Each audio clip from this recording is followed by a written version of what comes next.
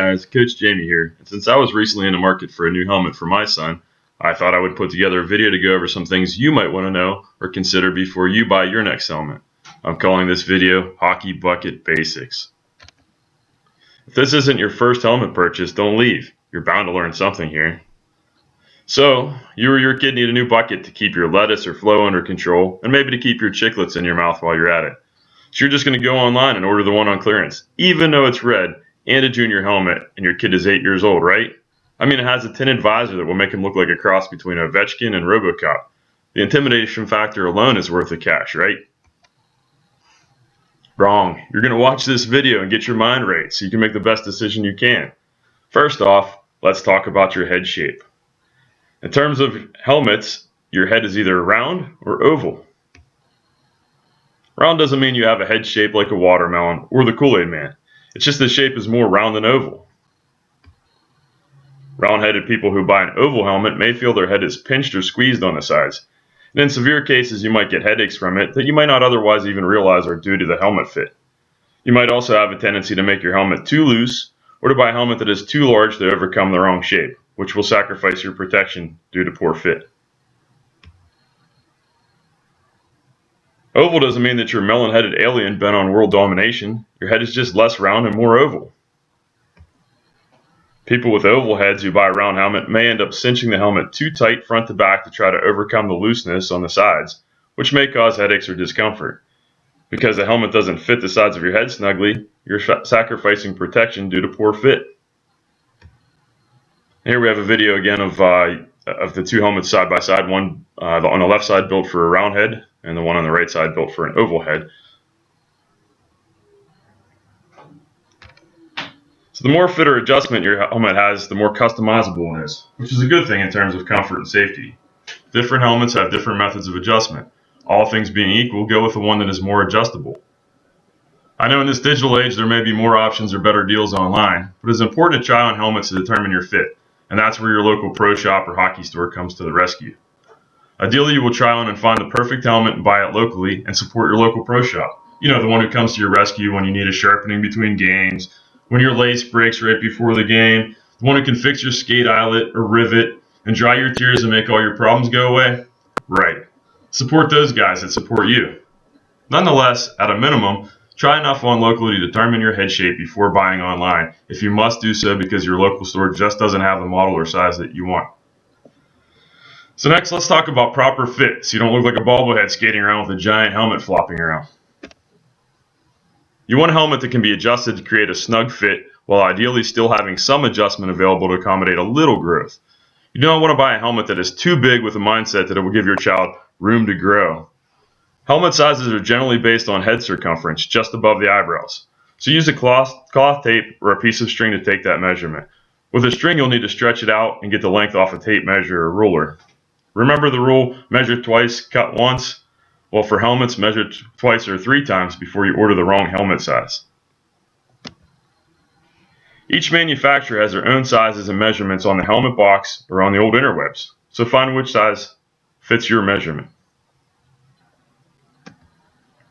Okay, now we need to talk about face protection, because hockey never made anyone's face prettier. I have 3 scars on my face to prove it. Before we get into this, face protection is important, so much so that in 2013 the NHL mandated that all new players and those with less than 26 games of experience wear at least a visor. Hence, you won't see many NHL players who aren't wearing at least a visor.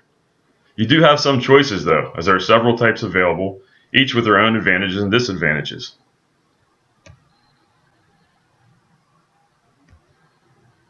First off is the visor or half shield. The visor is a clear plastic lens that covers the eyes and nose. The advantages are that they're cheap, lightweight, have less chance of fogging than a full shield, better vision than a cage, and you get the cool NHL look. NHL skill not included, of course. The disadvantages are they are less protective than the other options, they don't protect your mouth, and they may not be permitted for your league, especially youth leagues. I should note that visors are generally required for officiating, even for youth officials. Next is the full shield, or bubble as some people call it. The full shield is a clear plastic lens that covers the entire face. The advantages are that they provide better vision than a cage due to no wire bars in your way of your eyes, better protection than a visor, they show off your face of the franchise looks, and they don't rust.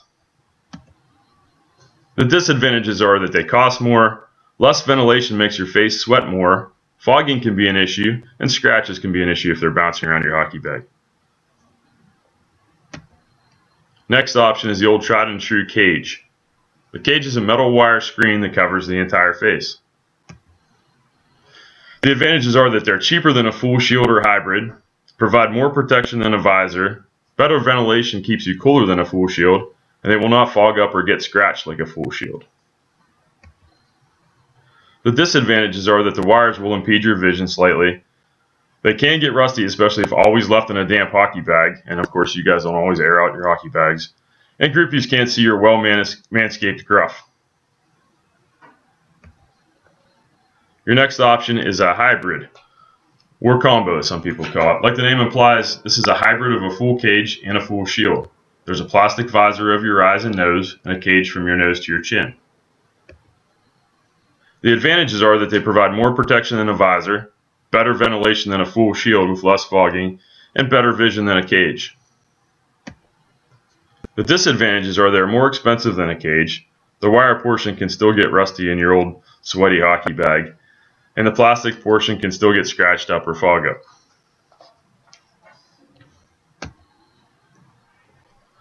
So my audience is smart, so I know your next question is going to be, Coach Jamie, I see helmets sold with no face protection and some sold with face protection already installed. What in the world should I choose? That's a great question. I'm happy I already knew you were going to ask it, so I already would have an answer. I unfortunately learned a lesson years ago when a local player was paralyzed from a hit from behind into the boards. In the ensuing lawsuits, the helmet manufacturer was implicated for selling a helmet that didn't do its job of protecting the player. In the end, the case ruled in favor of the helmet manufacturer on the basis that the family bought a helmet and cage separately that were not engineered and marketed by the manufacturer to be used together.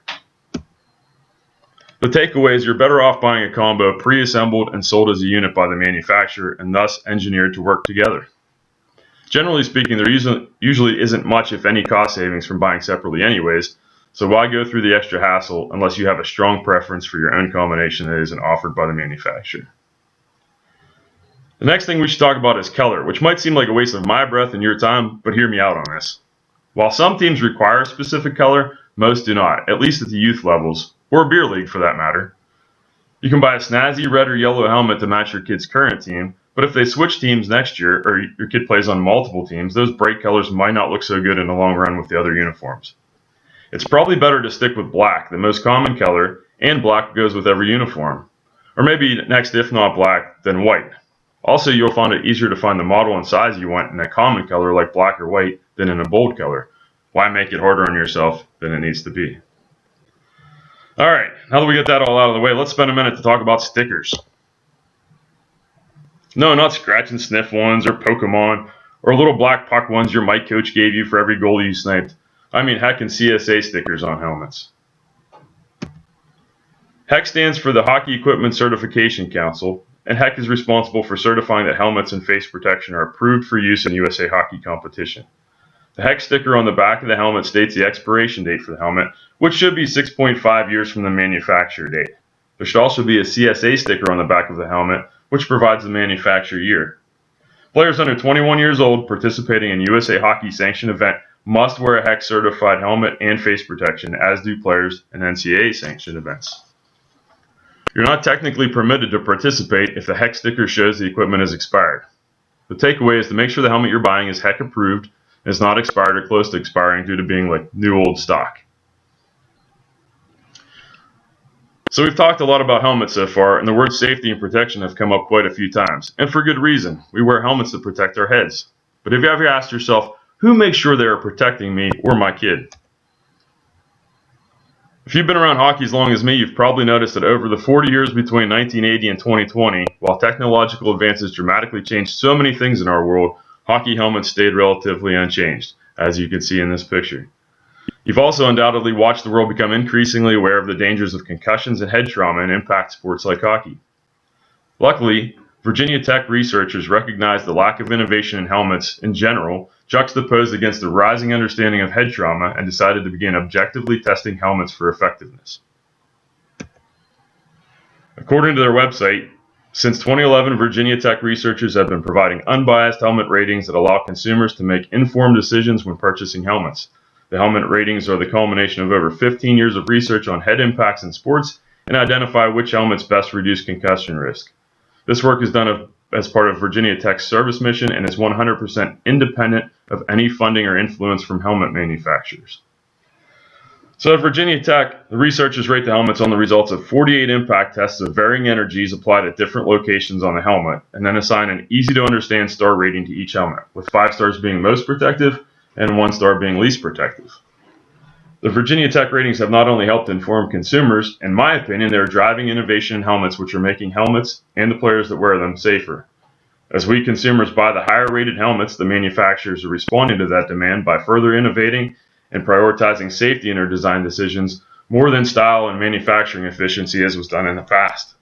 It is interesting to note, looking at the ratings, that more money doesn't necessarily equal better protection, which is great because Coach Jamie likes to keep his money under his mattress, not in the helmet manufacturer's hands. So near the top of the list is the Bauer 2100 with a Cadillac 5-star rating and a budget price of $34.99. Near the bottom of the list is the CCM SuperTax X with a lowly 1-star rating and a wallet emptying cost of $399.99. We talked about a lot of stuff, time for some final thoughts. Find your head shape, ideally by checking out a local shop. Look around locally or online at all helmets available for your head shape. Look at your helmet choices on the Virginia Tech rankings and pick the highest rating you can, keeping your head shape and budget in mind. Ideally, find a local shop that carries your helmet choice to support them with your purchase. But if that's not possible, order it online. Buying the right helmet is smart hockey, and that's what we want to see from you guys.